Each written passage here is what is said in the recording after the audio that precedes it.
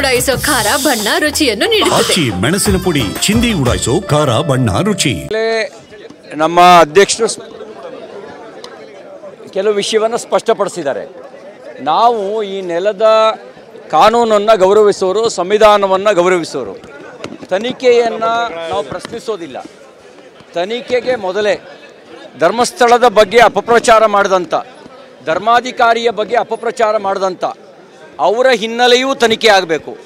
ಈಗಾಗಲೇ ಉಪಮುಖ್ಯಮಂತ್ರಿಗಳು ಷಡ್ಯಂತ್ರ ಇದೆ ಅಂತ ಹೇಳಿದ್ದಾರೆ. ಆ ಷಡ್ಯಂತ್ರ ಏನು ಅನ್ನೋದನ್ನು ಅವ್ರು ಬಹಿರಂಗಪಡಿಸಬೇಕು. ಸತ್ಯ ಹೇಳೋದಕ್ಕೆ ಹೆದರಿಕೆನಾ ಮಾನ್ಯ ಉಪಮುಖ್ಯಮಂತ್ರಿಗಳೇ? ಸತ್ಯ ಹೇಳೋಕ್ಕೆ ನಿಮಗೆ ಹೆದರಿಕೆ ಇಲ್ಲ ಅನ್ನೋದಾದರೆ ಆ ಷಡ್ಯಂತ್ರ ಮತ್ತು ಷಡ್ಯಂತ್ರದ ಹಿಂದಿರ್ತಕ್ಕಂಥ ರಾಜಕಾರಣ, ಷಡ್ಯಂತ್ರದ ಹಿಂದಿರ್ತಕ್ಕಂಥ ಶಕ್ತಿ ಅದು ಯಾವುದು ಅನ್ನೋದನ್ನು ತಾವು ಬಹಿರಂಗಪಡಿಸಬೇಕಾದ ಅನಿವಾರ್ಯತೆ ಇದೆ. ಈಗ ನೀವು ಹೇಳದೇ ಇದ್ದರೆ ಇನ್ಯಾವಾಗ ಹೇಳ್ತೀರಿ? ಈಗಲೇ ಹೇಳೋಕ್ಕೆ, ಸತ್ಯ ಹೇಳೋಕ್ಕೆ ಇದೇ ಸೂಕ್ತವಾಗಿರ್ತಕ್ಕಂಥ ಕಾಲ. ಷಡ್ಯಂತ್ರ ಏನು ಅನ್ನೋದನ್ನು ಬಹಿರಂಗಪಡಿಸಬೇಕು ಅಂಥೇಳಿ ನಾನು ಆಗ್ರಹಿಸ್ತೇನೆ. ತನಿಖೆ ಯಾವ ರೂಪದಲ್ಲಿ ಅವರು ತನಿಖಾಧಿಕಾರಿಗಳು ಮಾಡ್ತಾರೆ ಮಾಡಲಿ. ಆದರೆ ತನಿಖೆಗೆ ಮುಂಚೆನೇ ಅಪರಾಧಿ ಸ್ಥಾನ ಕಟ್ಟಿದ್ರಲ್ಲ, ಒಂದು ಅಪನಂಬಿಕೆ ಹುಟ್ಟಾಕುವಂಥ ಪ್ರಯತ್ನ ಮಾಡಿದ್ರಲ್ಲ, ಇದು ಒಂದು ಷಡ್ಯಂತ್ರದ ಭಾಗ. ಇದ್ರ ಹಿಂದ್ಗಡೆ ಮತಾಂಧತೆ ಇದೆ. ಈ ಷಡ್ಯಂತ್ರದ ಹಿಂದ್ಗಡೆ, ಇದ್ರ ಹಿಂದ್ಗಡೆ ಮತಾಂತರ ಮಾಡುವಂಥ ಮಾಫಿಯಾ ಇದೆ, ಮತಾಂತರದ ಮಾಫಿಯಾ ಇದೆ. ಒಮ್ಮೆ ಶ್ರದ್ಧಾಭಂಗ ಆದರೆ ಆ ಶ್ರದ್ಧಾಭಂಗದ ಲಾಭವನ್ನು ಪಡಿಬೇಕು ಅನ್ನುವಂಥ ಹುನ್ನಾರ ಇದೆ.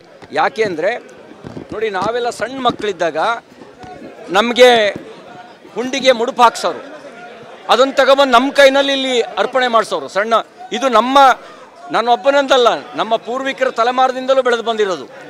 ಅಂಥ ಒಂದು ಶ್ರದ್ಧೆಯನ್ನು ಭಂಗ ಮಾಡಬೇಕು ಅನ್ನುವಂಥ ಒಂದು ಷಡ್ಯಂತ್ರದ ಭಾಗ ಇದೆ. ನಾನು ಅವ್ರಿಗೆ ಕೇಳಕ್ಕೆ ಬಯಸ್ತೇನೆ, ಅನ್ನ ಕೊಡೋದು ತಪ್ಪ?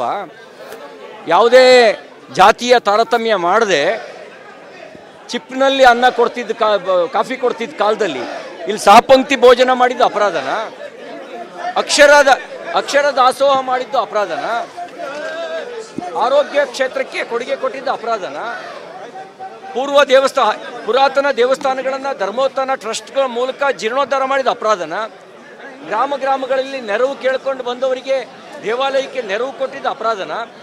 ಜನಸಾಮಾನ್ಯರು ಬದುಕು ಕಟ್ಕೊಳ್ಳೋದಕ್ಕೆ ನೆರವು ನಿಂತಿದ್ದು ಧರ್ಮಸ್ಥಳದ ಅಪರಾಧನ? ಯಾವುದು ಅಪರಾಧ? ನಾವು ಹೇಳ್ತಾ ಇದ್ದೀವಿ, ನೀವು ಯಾವ ವಿಷಯವನ್ನು ಮುಂದಿಟ್ಕೊಂಡು ಹೋಗ್ತಾ ಇದ್ದೀರೋ ನೀವು ಅದಕ್ಕೆ ನ್ಯಾಯ ಕೊಡಿಸ್ಬೇಕು ಅಂತ ಹೋರಾಟ ಮಾಡೋ ನೆಪದಲ್ಲಿ ಧರ್ಮಸ್ಥಳವನ್ನು ಟಾರ್ಗೆಟ್ ಮಾಡಿದ್ದು, ಧರ್ಮಾಧಿಕಾರಿಗಳು ಮತ್ತು ಅವ್ರ ಕುಟುಂಬವನ್ನು ಟಾರ್ಗೆಟ್ ಮಾಡಿದ್ದು ಇದು ಅಪರಾಧ. ಇದು ಷಡ್ಯಂತ್ರ.